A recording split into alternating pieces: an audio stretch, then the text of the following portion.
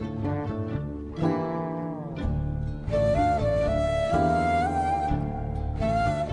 really pleased to introduce Rehman, who is a public servant, a human rights activist, and a writer based in London. The Fundamentals of Sufism is his debut book that discusses core elements and key areas of Sufism from a layperson standpoint, along with discussing basic definitions, essential principles, beliefs, and practices of Sufism. The author has addressed some common myths and misunderstandings as well. In this context, Rehman has highlighted the deeply flawed ways in which Sufism has been discussed by certain Islamic scholars, and how Sufism and Islam were consciously separated by European orientalists. The book also explores the gender dimensions of Sufism and the significant role of women in its development. So I will... Thank you very much. It's going to be an informal discussion, so please feel free to stop me if you want to ask any questions. I just want to make it more interactive, if that's okay. Right, so Sufism is one of the most misunderstood, and if I may say so, misused dimensions of Islam. And there are always confusions, misrepresentation, misunderstandings, misconceptions about Sufism, not only within the Muslim community, but also outside the Muslim community as well. So one of the prime reasons to write this book, like Kleza mentioned, is to address those myths and misunderstandings about Sufism. And also to explore its gender dimension, because gender plays an extremely important role in Sufism, in understanding Sufism. And lastly, also some of the contemporary practices that's extremely important to understand why Sufism is being criticized in this day and age so extensively. Some of the practices which are portrayed and perceived as Sufism, but in reality they are far away from it. They are everything but an antithesis to the original philosophy of Sufism. So coming back to the first objective of writing this book, the myths and misunderstandings. So I could find through my research that there were two major sources of those myths and misunderstandings. One was from within the Muslim community, because Sufism in its simplistic definition is the philosophical expression of Islam. It's the beauty of Islam. It's the it's the field of knowledge which deals with the inner dimension of Islam. And understanding inner dimension of anything or any person is not that easy. So when Sufism was introduced, Sufism was, by the way, was introduced with the birth of Islam, because it was the inner side of Islam, and of course the Sharia was the outer side of Islam. So there were criticisms because people who couldn't understand the philosophy of it, the philosophy behind it, the actual reason why it existed. So they started criticizing. There were jurists and theologians, very famous theologians, very learned jurists like Ibn Taymiyyah and all. They started raising questions. So there were always criticisms about the teachings, about the philosophy of Sufism. But unfortunately it intensified in the 18th and 19th century with the rise of Salafi school of thought and the Wahhabi school of thought. And again, that was the time when Sufi practices were heavily criticized. They were not just criticized, they were banned. Sufi institutions were banned in many parts of the world. Sufi practices were banned. Sufis were targeted. And it actually, that was the point when it just got worse. Then came the Taliban's time when, can we stop this please somehow?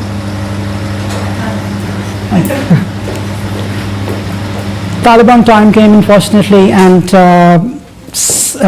there was a time when Sufis were physically attacked. Sufi shrines were physically attacked right across from Tunisia to Egypt, from Somalia to Pakistan. Just to give you one example, there is a very famous poet, Sufi poet in Peshawar, Pakistan, Rehman Baba, whose poetry is all about love and compassion and humanity. And his shrine was attacked, and before attacking his shrine, there was a warning given to the locals that if women don't stop visiting that shrine, it would be blown up. And they did exactly the same. The shrine was blown up, and similarly Lal Shahbaz Qalandar and Baba Farid, all of these shrines were attacked. So that was the treatment Sufis and Sufi institutions and Sufis received from within the Muslim community. Then comes a very interesting dimension, a very interesting area which needs further exploration. That is the colonial construction of Sufism.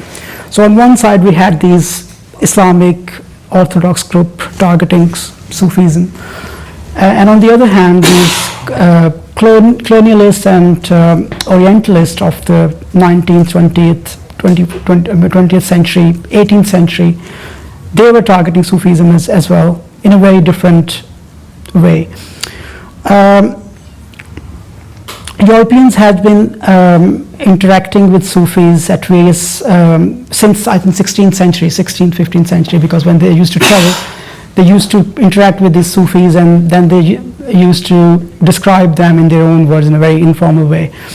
But it was late 18th century when Sir William Jones, who was part of East India Company, and he's considered to be the founder of British Orientalism.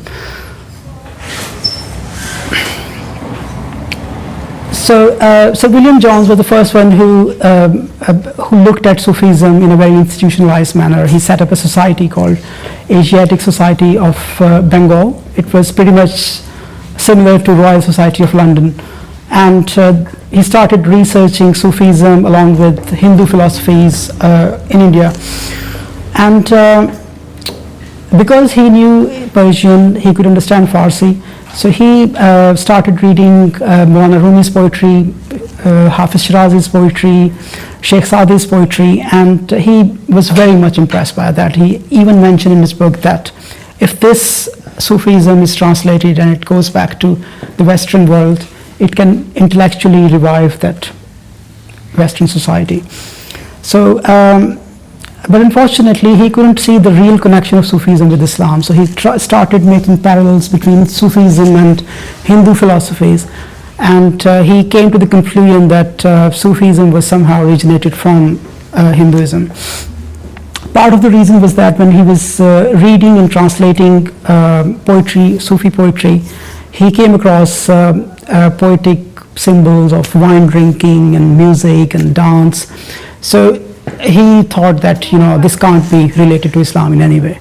And although it negated the fact that poets sometimes they use these symbols for their imagination and just to send the message across differently. So anyway, so William Jones negated altogether Sufism connection with Islam, and his colleagues like Malcolm H. Palmer even went to an extent that he concluded that Sufism was perhaps originated from the Aryan race of Hinduism. So he introduced race theory in it, which is quite dangerous as well, because you're actually proposing that Sufism originated from one of the highest race of Hinduism. So again, creating a divide between Sufis and rest of the Muslims. Again, following the footsteps, the later Orientalists, and even the contemporary Orientalists as well, they keep referring to Persian work of 16th century, 15th, 16th century. It's called Dabistan-e-Mazahib, school of thought, school of religions. And Dabistan was basically written by a guy called Mohsin Fani in 16th century. He was very much interested in religions and beliefs in Persia and India. So in his work, he basically concluded that all the religions and beliefs in India and Persia, they are mixed, and they influence each other, so they are mixed. So again, connected Sufism's connection with Islam altogether. And this is very interesting that including Sir William Jones, including all the rest of the Orientalists, they still keep referring back to Dabistan-e-Mazahib rather than going back to the original sources, the prime sources, where Sufism is actually originated from Islam. So that was a treatment of colonial era with Sufism, and what it did actually, it perpetuated the negative stereotypes against Sufism. So imagine a world where on one hand there's this orthodox Islamic groups, and on the other hand there are people who were trying to project Sufism as a colonial project, right? So that's why all of these myths and misunderstandings started to spread across the world about Sufism, and they still perpetuate. And bad to worse, unfortunately, in the contemporary times, these are even challenging times when we have Professor Coleman Barks. I don't know if you've heard of him or not. Professor Coleman Barks, Deepak Chopra, Alif Shafik, and all of these people who have presented Sufism in a very, very different and very, very twisted manner. And I think following the legacy of those colonialists and orientalists. So for example, Professor Coleman Barks have been translating and interpreting Maulana Rumi's poetry for a long time. He's made a career out of it, and he has absolutely no idea about Persian or Farsi or Islamic literature even. But he has very intelligently dismissed all the Islamic connections from Maulana Rumi's, and he has rebranded Maulana Rumi's poetry in a way that was acceptable to the Western world. Now there are good and bad things about his translations and interpretation. One is that he was able to sell a 13th century Sufi poet to today's Western society, and Maulana Rumi is considered as #1 best-selling author in America. In a society where there's a multi-million pound industry of Islamophobia, there's an Islamophobia industry, there's an ever-increasing anti-Muslim hostility in the society, and Mr. Rumi is #1 as a poet, which is very interesting to look at.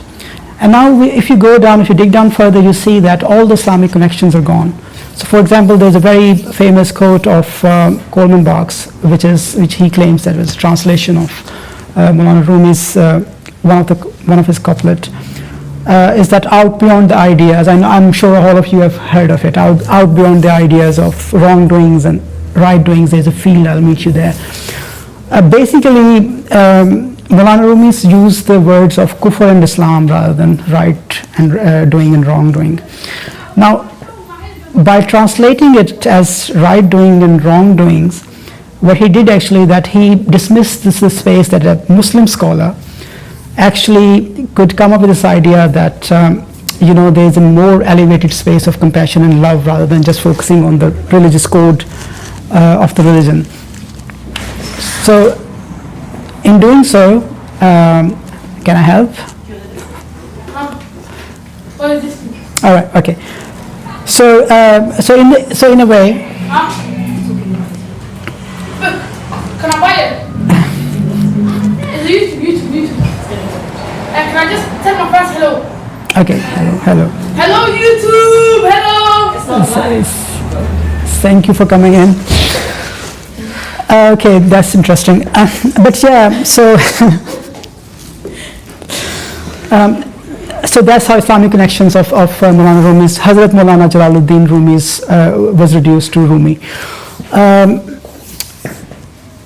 So that's that. And also, if you look at Masnavi, Masnavi was all about, Maulana Rumi described his work as it is the roots of the religion, i.e. Islam, and an explainer of Quran. And Maulana Rumi is known for his love for Prophet Muhammad, peace be upon him. But all of these things are removed from Mr. Coleman Barks' poetry, and the Western world loves it.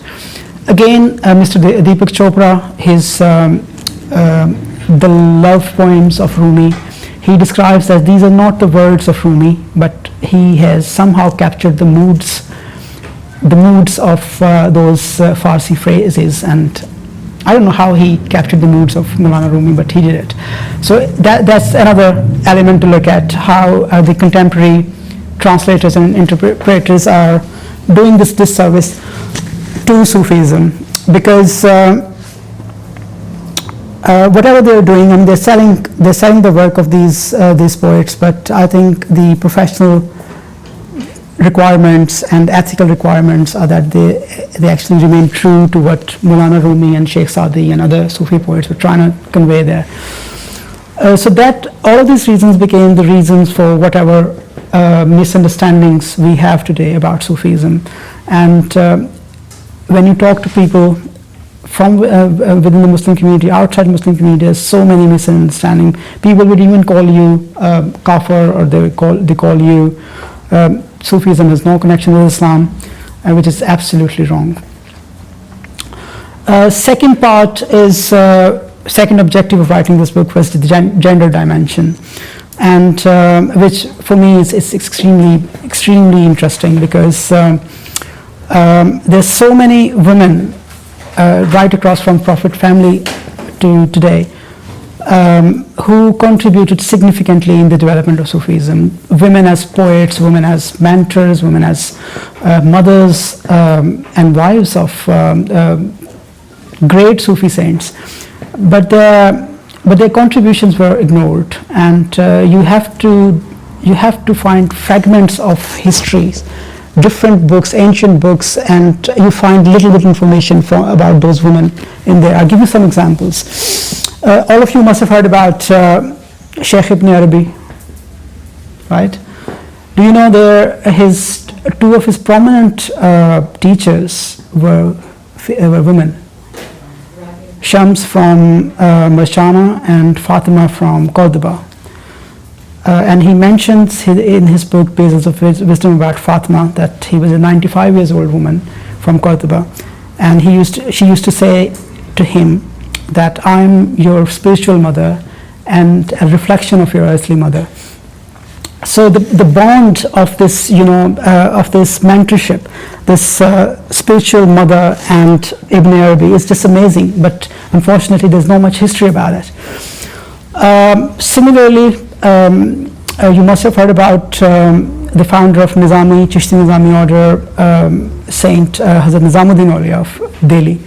His mother, Zulaikha Bibi, it's very little information about him, but she actually made Nizamuddin Auliya who he was because of the upbringing. So there's Malfuzat, which is called discourses. Actually, if you read that, you realize how she played a significant role, a central role in making him who he became. So just to give you one example, there was Nizamuddin Auliya, Rahmatullah alayh, he was only 5 when his father died. And there was a time when there was nothing to eat at home, and there was a child. Nizamuddin Auliya as a child asked his mother, that mother, there's nothing to eat. And she smiled and she said, look, today we are the guest of God.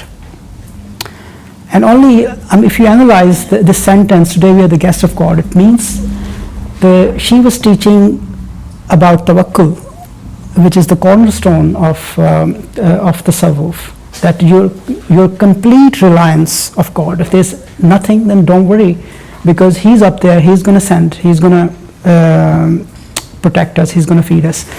So that's how these women played extremely important role. So many other examples. There was another woman, no information whatsoever is available in the history as it deserves. Hazrat Bibi Fatima Sam, who was known as Bibi Auliya, and Bibi Auliya was the adopted sister of Hazrat Baba Farid Ganshakar, Rahmatullah alayh.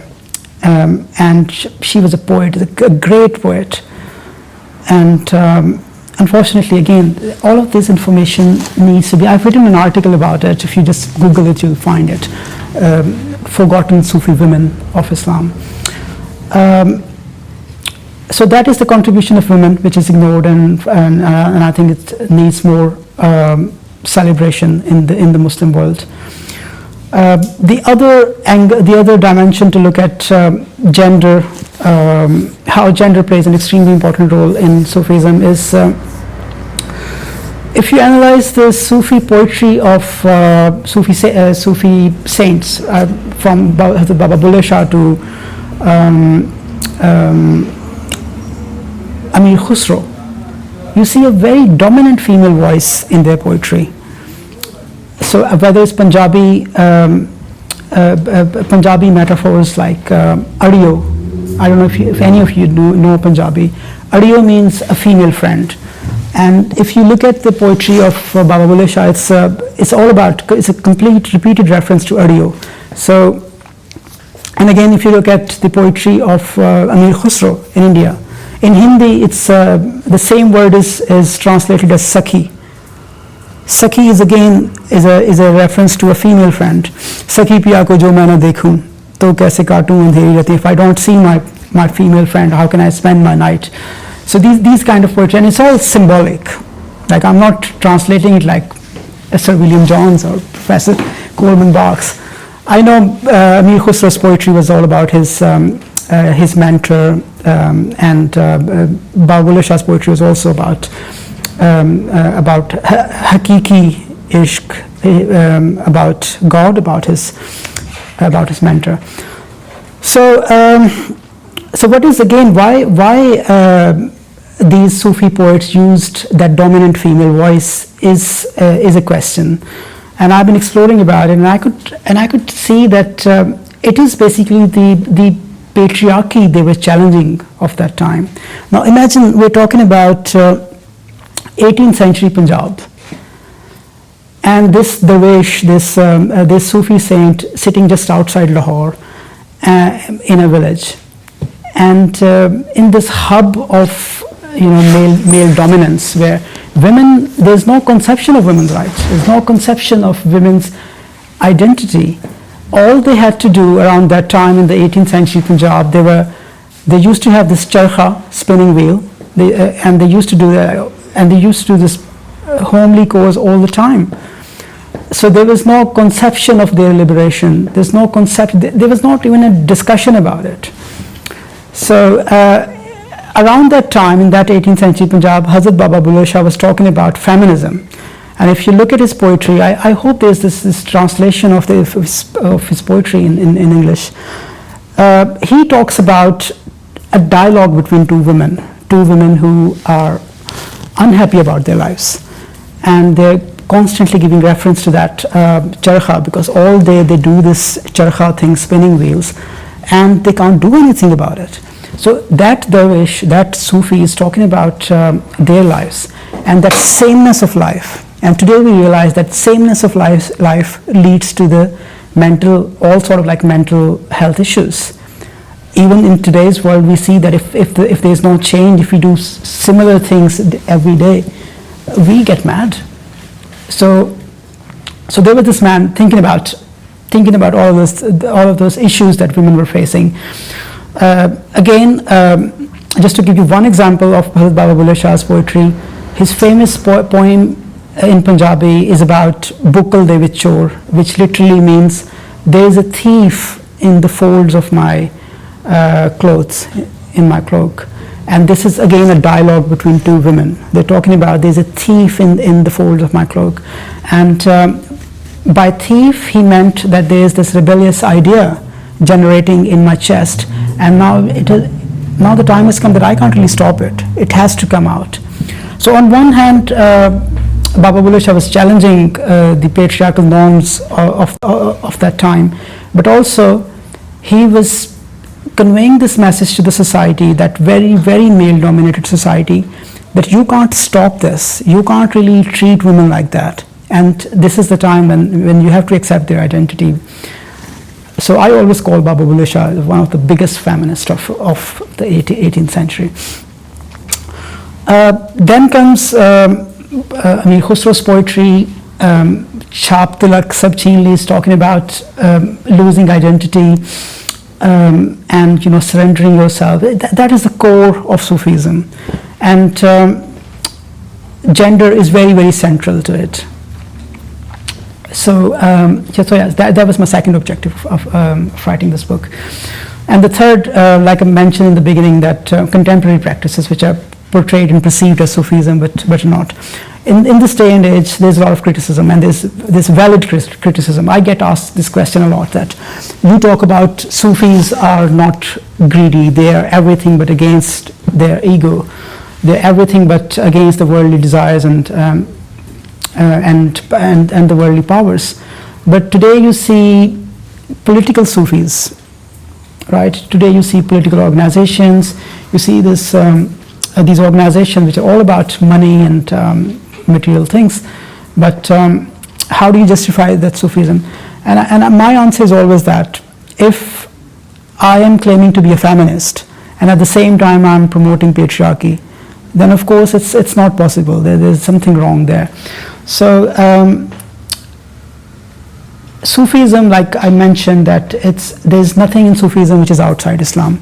It started from Masjid Nabawi, from the Prophet Mosque, Prophet First Mosque, and it was an idea for people who wanted to know more than rituals, because if Shariat is more about rituals, of course, namaz is important, namaz, roza, hajj, zakat, all of these things are extremely important.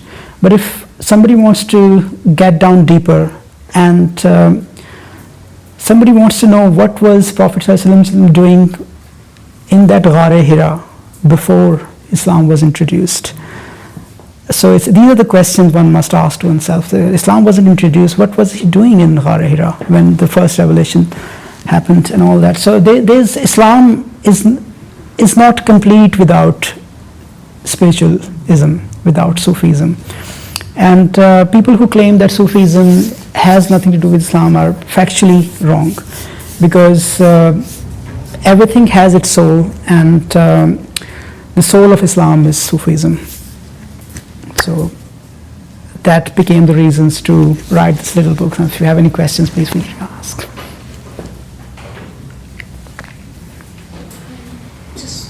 Sure. Where I can see the concept of why you wanted to write this book and you started thinking about it, but where did you start sourcing the information from? Where did you begin? Because you can have a concept of what you want to say, but it's gathering all the information that you need to actually strengthen your narrative. I was very fortunate. I was born into a Sufi family. And although I left Pakistan about 15 years ago, and I've been sadly part of this world, and didn't get enough time to think about. But I think it was COVID time when I was stuck in my little flat, and there were like 1,000 people dying every day, and you think that you could be next. So I think that was the time when I really started thinking about what was that thing which was beyond death. Like I saw my father never been afraid of death, smiling at his deathbed. Same was my grandfather. My grandfather had a throat cancer, so I remember a doctor once asked him that, are you feeling that pain? That pain is unbearable. And he smiled and said, yeah, it's the same pain I'm bearing. So I mean, they were extraordinary people. So I started thinking about all of those things. In terms of knowledge, there are so many, like there's an ocean of knowledge available about Sufism, because people have done a lot of research about Sufism, not just Muslims but also non-Muslims. So there's a ton of information available. But it's all about what exactly you need. So you need to pin down to exactly what you want. So there are extensive knowledge available from Ibn Arabi, from Data Hajwari, Kashf al-Majub, and all of these extensive books on Sufi philosophy. But I wanted to write a very simple, very understandable book so that people can understand the basics of it, basics of Sufism. So yeah, that was the idea. Do you openly, when you introduce yourself to people, do you openly say you're Sufi? Because for me, I find on a personal perspective, as a convert as well as following the tenets of Sufism and having that strong leaning, I find that generally the wider heritage Muslim are more likely to look at me like Okay, right. Yeah. You just got like you really misguided. You just gone down the wrong road. Let's bring you back to where you should be. Yeah. And if they're not, generally the non-Muslims are more likely to look and they think, oh yeah, but those are the hippies, aren't they? And that's how they kind of have to kind of make sense of it because they all this is cadre. Yeah. And it's like, so how do you introduce yourself to people? I never introduce myself. I don't think Sufis need a separate identity. And that's how it started from Prophet's time, that nobody needed a separate Sufi identity, because it was understood that, you have that spiritual thing inside you, and that makes you a Sufi anyway, so you don't need a separate Sufi identity for that. But I think Sufism was institutionalized very lately in India, from Chishtiya order and then all of these orders came along, Chishti, Sabri, Nizami, all of it, Naqshbandi, and there's no harm in it. The beauty of Islam is that it's very diverse. Like it's very wrong to say one Muslim community. The Muslim communities, Muslims living in Bangladesh are very different from Muslims living in Morocco. Although they follow the same Qurans and basics are the same, but of course, like cultural elements make them. They have an impact. They always have an impact. So again, Sufism, wherever Sufis went. Sufism is very, very different in Damascus as compared to Sufism in India, and Sufism in Turkey, for example. So all of those dances and those beautiful dances, they happen in Turkey. It's not necessarily happening in India, but they're all the same. So the beauty of Islam, and of course beauty of Sufism, is its diversity. The problem comes when there is a negation of the fundamental values. So for example, I was invited to this Qawwali night the other day, and I was like, okay, Qawwali is very close to my heart, let's go there. When I went there, half the people were drunk, and they were dancing, and they were very, very bad things happening. Bad in a way. I wouldn't mind if it was a musical concert. You call it a musical concert, go there, dance, whatever you want to do. But when you say Qawwali, then I go back to its meaning. And Qawwali was originated from call Allah. Nizamuddin Auliya Sarkar Rahmatullah Alayhi, when he invented Qawwali, his instructions were, you have to be bawuzu. Like when you do your when you clean yourself before namaz, you have to clean yourself. Your thoughts should be clean, and your focus should be towards God. It's not, and there were very strict rules: who can attend Mahfil Sama, who cannot attend, what kind of kalam can be sung, what kind of music can be there. So all of these instructions were there. But in contemporary world, when we mix things up in a very inappropriate manner, calling these sort of music events as Qawwali or Mahfil Sama is not good.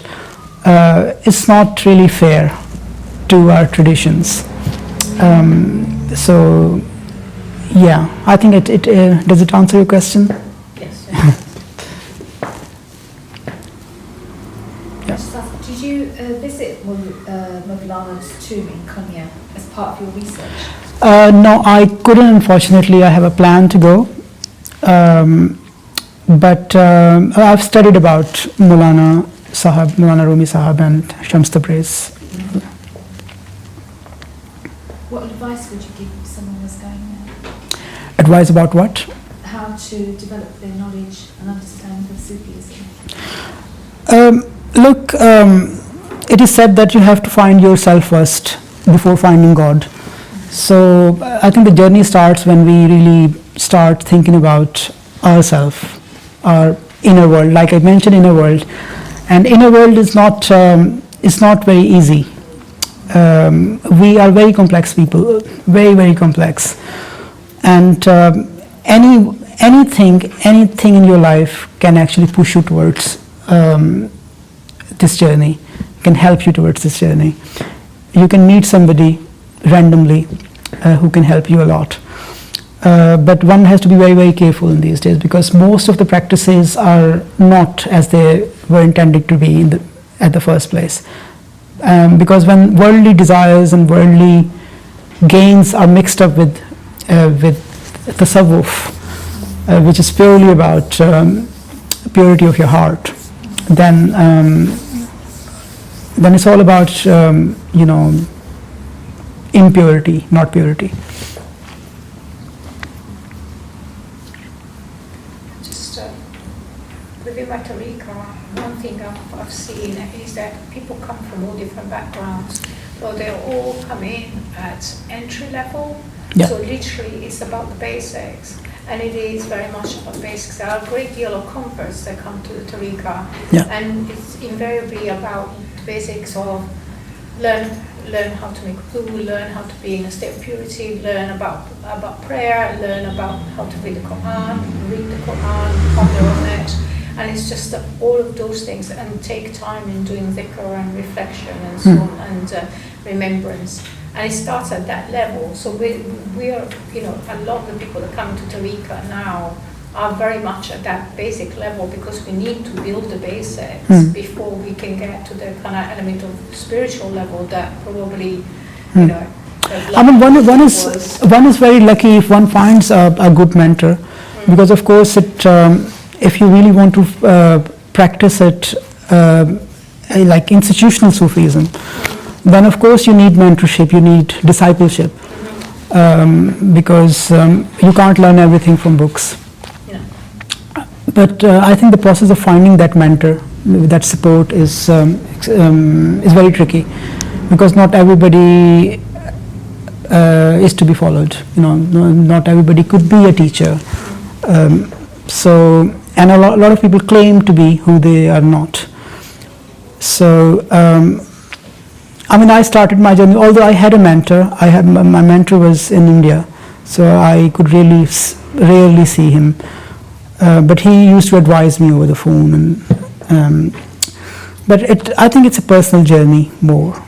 It's a personal reflection, and whatever advice you get, you practice it. And main thing is that it is about your ikhlaq, and the difference you see, the basic difference you see between a typical mullah and a Sufi is that they will scare you, and even if they attract you towards Jannat, they will talk about hooves, and they'll talk about streams of milk and honey. And if somebody says that I have a lactose, allergy, I can't drink milk, and if the hoor is like 20 feet tall, I'm just only 5'6", 5'7". I have no interest in that hoor. Those are very superficial things. There are definitely deeper meaning to those symbols and those things mentioned in Quran. But a Sufi will never do that. The Sufi will ignore your mistakes, and they will give you a way out of your troubles, rather than further complicating problems for you. And then again, it's your personal journey, so you have to think about what can you do not to cause pain to others. Because if you're causing pain, if you have hatred, jealousy, all of those spiritual diseases in your heart, you can't excel, because you have to purify your heart. You have to make it empty, and then it will be filled. So, but it's not an easy process. Like, you claim a lot of things, but you go out, you drive down, somebody makes a mistake, and you start abusing them. It happens to me too. But I think it's a constant, it's an ongoing process. One has to think about, when you, at the end of the day, you sit down, make a cup of tea, and think about what have you make yourself accountable for, what have you done for the day. And I think, that's how I'm learning. I'm like you, very much like you. Find myself from experience is that the moment you think you actually turned the corner and you're actually making headway with your self-discovery and keeping yourself in check. And you start getting a little bit confident about it. Some people will turn up, they will test you and realize that actually you haven't progressed as far as you thought. Yeah, definitely it happens. Definitely it happens. Constant case of fallby, isn't it? Yeah, it's checking yourself. It's humility. It's very much humility in front of everybody else. You're there. You know. Another thing that people confuse with is that maybe Sufism stops to struggle, because I remember I was talking to somebody and they said, Sufis are all about sit down, don't do anything. I haven't seen such Sufis in my life. I've always seen real Sufis who believed in struggle. They worked all their life, but they believed in one thing, that you work, but your focus is somewhere else. You don't lose your focus. And there's a very beautiful example of, when women they fetch water from, traditionally when they fetch water from a well, they speak to their friends, but their concentration is on that bucket coming out of the water. So so it's all about your concentration. If your concentration is there towards Allah subhanahu wa ta'ala, and then you're sincerely doing your things, your worldly things, without causing pain to others, without greed, without prejudice. I think that should be enough in today's day and age, really. Can I take you back to when you said about know yourself? Yeah. Are you familiar with the C.D. Abu Bakr's framework of know yourself? The humours, the four humours, the biotypes, the sanguine, phlegmatic, chloric, melancholic. That's only about 250 years old. Okay. Whereas not like Sufism, which is from the beginning of our Prophet Sallallahu Alaihi Wasallam. How does that, if you're aware, have any experience of it, how does that fit into Sufism, this know yourself framework? I think it's different people have different perspectives of it. Okay. So if somebody has written a book on it, it could be their personal experience or their personal perspective to look at things, because everybody has their own reality. Yeah. And Sufism is more about mushahada, experience, and there are experiences in our life which we can't describe. So when we talk about knowing oneself, and in this journey you get a lot of personal experiences as well. So for example, if you're listening to Qawwali, and there is this, there's something that you only know is happening. I don't know if you heard this term, wajad. Wajad is a state of mind where you basically lose yourself and you lose your senses.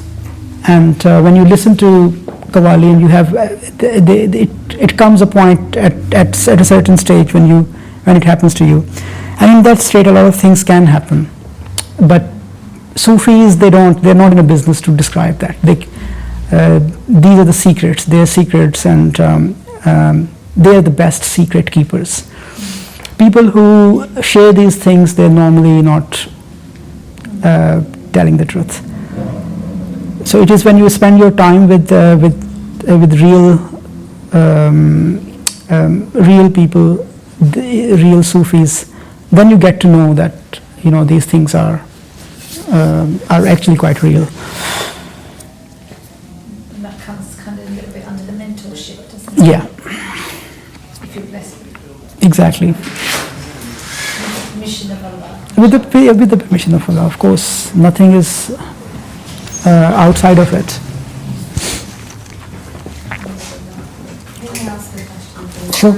You spoke about Maulana Rumi's popularity because the translations have been taken into the context of Islam. Yeah. My question really is, how do we, as Muslims, explain Sufism in a way to our non-Muslim or non-believing contemporaries?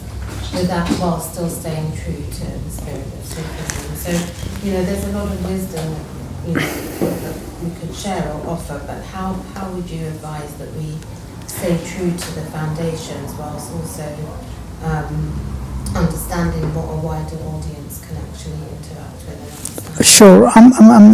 It's a very interesting question. I think I was at a conference the other day. It was an interfaith conference, and somebody asked me if I follow Shia Islam or Sunni Islam. And a friend of mine was there, and he said, you know what, he's a Sufi Muslim. And I was looking at his face that what it's got to do is it's not a separate sect. There is Sufism in Shia Islam, there is Sufism in Sunni Islam, because there's no separation. So I think that the first point of introduction is that Sufism is not something outside of Islam. Sufism is part of Islam, and it's only the philosophical expression of Islam. If somebody claims that perhaps Sufis do not believe in organized religion, in organized Islam, it's wrong. It's their understanding of Sufism is wrong. Because when you really get down deeper into the poetry of Maulana Rumi, because I know some of the non-Muslim community, they refer back to Rumi and Sadi and their references to wine drinking and all of the prohibited things in Islam. But they didn't really mean wine drinking as wine drinking, or they didn't really mean dance the way it is perceived today. It is very much in line with, because don't forget, Maulana Rumi was a Quranic scholar. He was a lover of Prophet Muhammad, so peace be upon him. And only that point, if we are able to explain that, only Sufism is only the spiritual side of Islam. It's a field of knowledge that deals with the inner dimension, esoteric dimension of Islam. I think that's how I introduce Sufism to people. And I know there are people, not just non-Muslims, but Muslims as well, who say that other people can be Muslims as well, can be Sufis as well. Like, people can follow Sufism without following Islam. I don't mind, because people do a lot of things. I had a friend, a Sikh friend. His mother always used to pray Fajr. She learned somehow, although she was a Sikh woman, but she used to pray Fajr namaz. But that was her choice. If we're talking about institutional religion, there are certain rules and regulations. It's about, it's very funny that, when we join a Rotary Club, or when we go to a black tie event, we very strictly follow the rules, that we have to wear a black tie, we have to wear this dress code and all that. But when we're talking about an organized religion, we simply say that, let's just forget the basic things. No. People who created these rules, they were not stupid people. And if we have to, this is our choice, if we have to enter a religion, we have to follow the rules as well. It can't happen that you don't follow the rules and you are still part of an organized religion, whether it's Islam or Christianity or Judaism, whatever religion it is. So, and spirituality, there's spirituality in Christianity, there's spirituality in Judaism, there's a great spirituality in Hinduism, great spirituality. But when we talk about Sufism, and if you're really honest to the philosophy of it, then it cannot be separated from Islam. It is very, very much part of it. Yeah, I appreciate that explanation, but we also live in a time where, people are not interacting positively with religions in general. Islamophobia is obviously a challenge as well.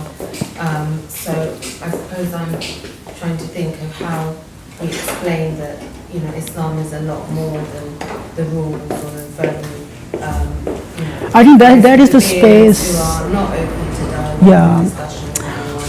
So how do we say it's all part of the same thing when the same thing is so diverse, without discounting the basics, Sufism is a more of a philosophical approach than a rules-based approach. We're not saying the rules don't count, but how do you explain that to people who see a very negative view of Islam in general? First of all, only truth can protect people, can save people. So I don't think, without offending people, they need to be told the truth. We can't be Coleman Barks. I can't act like Coleman Barks saying that, listen, here's this very sexy name, Rumi. No, Hazrat Maulana Jalaluddin Rumi. That is the name. If you want to accept it, accept it. If you don't want to accept it, I mean, there's so many other poets you can go back to and read. But I can't be dishonest to an artist, and I can't be dishonest to, I can't disconnect his cultural and religious ties. But yeah, you're right. In today's day and age, like we can be very soft, we can be very, we shouldn't be harsh anyway, but we should explain what the reality is. We can't be saying that you can't be you can be Sufi and you can't be Muslim. I can't at least do that because that's dishonest. There are people who don't identify as Muslim who are practicing on the Sufi path. So, I've also met people like this. Though actually, eventually, many of them say you can only go so far with it before you realise that the next step is actually to embrace Islam. So I've met, people who have told me, as non-Muslims, that's been their experience. So, I mean, this is a free world. People can do whatever they want to do. All of my friends drink, and they justify it. The other day, my friend was drinking, and I said, "Yeah, but it's prohibited." And he goes, "When you drink cough syrup, there's it's the same percentage of alcohol that I'm drinking in this drink." So, you can't challenge people like that because it's a free world. People do whatever they want to do. But I'm talking about the realistic side of things. I can't go to my Hindu friend and say that I recite your Hanuman Chalisma, but I'm a Muslim actually. He would say, okay, fine, do whatever you want to do, but it's for Hindus. If you're reciting Hanuman Chalisma and you're again reciting Kalma Sharif as well, first of all, it's contradiction. And secondly, you are not making sense. You're not making much sense because you're actually contradicting the two religious philosophies. Yes, what we can agree on, that we are all human beings, we respect each other, immense respect, like we dine together, we sit together, we drink together. But we can't really transcend into each other, like we can't really lose our religious identity or any aspect of our identity for other people. I don't think it's a very good idea to lose your identity for others. You keep your identity maintained and then give respect to others. That is how it should work. It's very tricky, but that is the basis of interfaith work as well. Some interfaith workers, they believe that that that's just it's all amalgamation of everything. We are one, but we have our own identities, and we have to. That is the beauty of it. I'm thinking about how you apply Sufi thinking then in a context where you've got very difficult relationships between different religions. In India, for example, both Muslims and Hindus go to dargahs and can be found in the same space. And then how do you apply that to sectarian violence and conflict? The answer to that. It's a difficult question, but that's Sufism has this power to transcend that divide. So what philosophy, what learning can we take from that? The answer to that, my personal experience, I love gurdwaras, and I think every week I go to gurdwara because I have so many Sikh friends, and I listen to their religious book and everything, their music and everything. But one thing is clear, that I have so much respect for them. I eat with them and everything. But I know who I am. I'm not going to lose that. And if we can understand only that element, that we are not going to lose what we are, and then give respect to people, for me, that is the right way for me. Because then again, we are talking about, remember I mentioned Mohsin Fani's Dabistana Mazahib.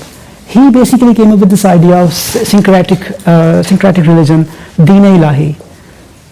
Remember Emperor Akbar introduced that as well, Deen-e-Ilahi. He basically said that all of the religions are same, they derive from each other. It doesn't work like that, and it was hugely rejected in India in 16th century. Because Akbar, the great Akbar, he wanted that all of his followers, all of his people, they follow the same religion. And they adopt everything from Hinduism, Islam, all the good things. And he's proposed this amalgamation of everything. People rejected it, not just Muslims, but Hindus, Sikhs. No, it was not acceptable at all. Because we all have our different identities, religious identities, and it can't be mixed with everything. Sorry. Yeah. It's a very interesting talk. I'm very interested. So I'm speaking as a non-Muslim who's also come to follow Sufi after a little bit, and I'm very interested in the emphasis you're laying on identity. And do you see any tension or sort of relationship also then between the concept of fana and sort of losing a sense of identity, losing a sense of self, which I haven't experienced, but I understand is sort of along the path. No, I understand. It's very interesting because in Sufism, identity plays a very interesting role, because the main idea is that a drop of water, when it mixes with ocean, it loses its identity and becomes the ocean, right? But when it comes to relationships with people, and then identity is important. Because you're not saying, you're maintaining that who you are, but at the same time, you're not hating on people for that. Like if I'm saying that I'm Sufi, I do not mean at all that I'm superior to anyone. If I'm a Sufi and I'm Muslim as well, and you follow Sufism and you're not Muslim, and if I say that I am superior than you, then I am negating the very basis of Sufism. I'm only saying that we respect each other, but our perspectives of looking at Sufism is slightly different. Because for me, it is there's nothing outside of Islam. It is like if I say I follow one section of Christianity, but I'm not actually Christian, but I'm just following that little aspect of Christianity. So, but I think it's more about mixing of spirituality in general with Sufism as well, because everybody follow the spirituality in all the religions, but Sufism is very specific to Islam, and it has a background of it as well. I'm not sure if you heard about Ashab-e-Sufa. Ashab-e-Sufa was, its English translation is people of platform. And people of platform were those when Prophet, peace be upon him, established his first mosque in Medina. There were people who used to live there, including Hazrat Ali, Hazrat Salman Farsi. These are the people who used to live there. And they wanted to get close to Prophet because he wanted to learn more than namaz, more than salah.